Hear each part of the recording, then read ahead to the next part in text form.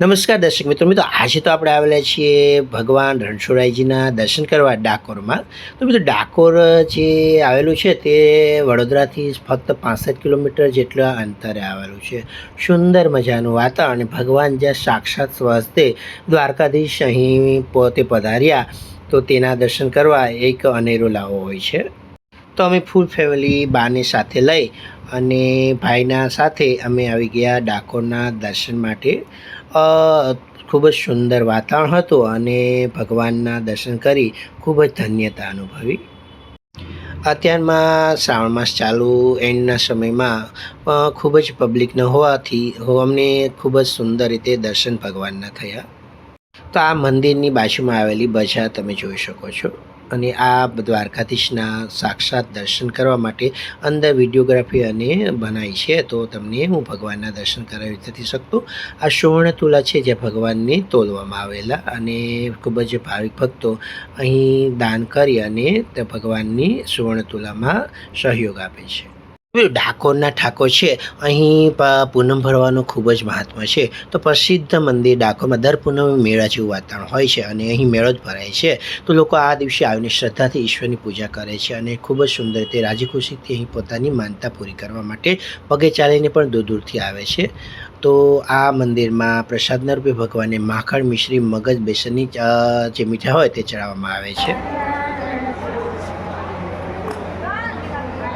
તો અમારે બા આવેલા તેમને સત્સંગનો ખૂબ જ શોખ એટલે તેઓએ તો ડાકોર મંદિર છે તેના પ્રાંગણમાં જ સત્સંગની મોજ બોલાવી.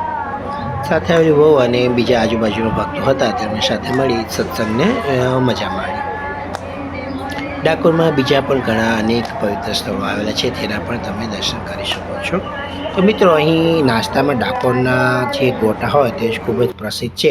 તો અહીં આવનાર દરેક યાત્રી આ ડાકોરના પ્રસિદ્ધ ગોટાનો સ્વાદ તો જરૂરથી માણે જ છે. અને મિત્રો દ્વાપર યુગમાં ડંકમુનિ ડાકોરમાં આશ્રમ બનાવ્યો હતો. તે જમાનામાં ડાકોર ખાખરીવાન હતું અને ડંકમુનિ તપ કરી ભગવાન શંકરને પ્રસન્ન કર્યા હતા. ભગવાન ડંકમુનિને આશીર્વાદ આપ્યા હતા કે કૃષ્ણ ભગવાન અહીં આવશે અને પોતે ડંકેશ્વરના નામે લિંગ સ્વરૂપે અહીં બિરાજશે. તો ગોમતી કિનારે ડંકેશ્વર મહાદેવનું આ સુંદર મજાનું મંદિર છે. તો તેના પણ આપણે દર્શન કરી લઈએ. સાક્ષાત ભગવાન બિરાજમાન છે તો ભગવાનના દર્શન કરી ધન્યતા અનુભવી. શ્રાવણ માસમાં ભગવાન ડંકેશ્વર મહાદેવના દર્શન કર્યા.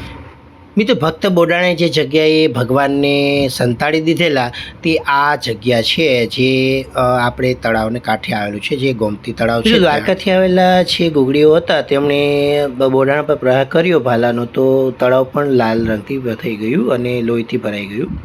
ગુગળીઓ યુક્તિ કરી અને સોનાની ભારોભાર દ્વારકાધીશની મૂર્તિને તોલી દેવા કહ્યું. બોડાણા પાસે સોનાના નામે તેની પત્ની પહેરેલી ફક્ત નાકની વાડી હતી. જ્યારે મૂર્તિની સામે તાજમાં તેને મૂકવામાં આવી ત્યારે તેની મૂર્તિનું વજન બરાબર થઈ ગયું અને ભગવાનનું સ્થળાંતર દ્વારકાથી ડાકોરમાં થયું. આજે પણ દ્વારકામાં તે જ અસલ મૂર્તિ સ્થાપિત કરવામાં આવેલી છે જે દ્વારકામાં પહેલાં હતી. તો મિત્રો અનેક નામોથી ઓળખાતા ભગવાન કૃષ્ણ દ્વારકામાં દ્વારકાધીશ અને ડાકોરમાં રણછોડરાયના નામથી બહુ પૂજાય છે. તો દ્વારકા અને ડાકોરમાં જન્માષ્ટમી ખૂબ જ ધામધૂમથી ઉજવવામાં આવે છે. લાખો ભક્તો આ પ્રસંગે ભગવાનના દર્શન આવીને ધન્યતા અનુભવે છે. હાથી ઘોડા પાલકી, જય કનૈયા લાલ કી અને મંદિરમાં કોણ છે, રાજા રણછોડ છે જેવા આપણી ગગનભેદી નારાઓથી મંદિર ગોજી ઉઠે છે. મિત્રો જાણે ભક્તના હૃદયમાં શ્રી કૃષ્ણ ભગવાનનું પુનઃ પ્રાગટ્ય થયું હોય તેવો માહોલ સર્જાય છે. તો મિત્રો તમે પણ ફૂલ ફેમિલી સાથે આ દ્વારકાધીશ એટલે કે રણછોડરાયજીના દર્શન માટે જરૂરથી આવજો. મિત્રો તમને જો મારો વિડીયો પસંદ આવે તો મારી ચેનલને લાઇક, શેર અને સબસ્ક્રાઈબ કરશો મિત્રો. ધન્યવાદ. જય રણછોડ માખણ ચોર.